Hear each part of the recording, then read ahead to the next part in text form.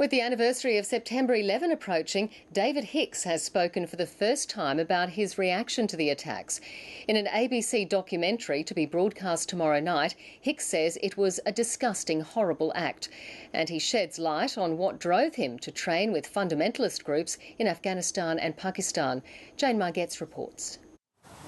Brought up in Adelaide, David Hicks left school at 14 and fell into a string of jobs.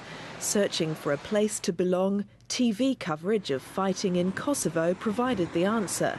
Hicks travelled to Albania to train with the Kosovo Liberation Army. I just felt this emotional attachment to the people and to what they were suffering and what they were going through.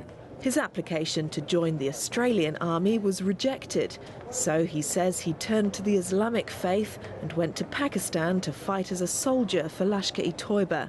I was of the opinion that using arms or violence to stop violence was one method to solve that problem.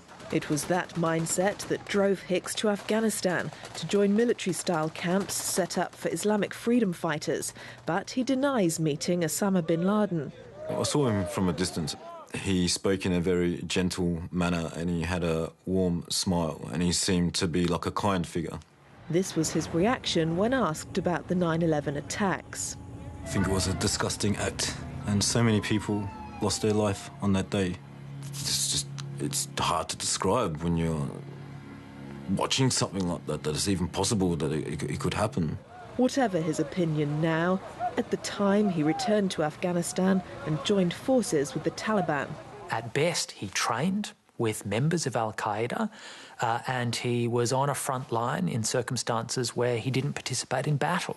Any Australian or whatever nationality they might be who goes trotting off and joins up with a terrorist organisation as evil as Al-Qaeda, they don't elicit a lot of sympathy from the great mainstream of our country. After 5.5 years in Guantanamo Bay, David Hicks pleaded guilty to providing material support for terrorism.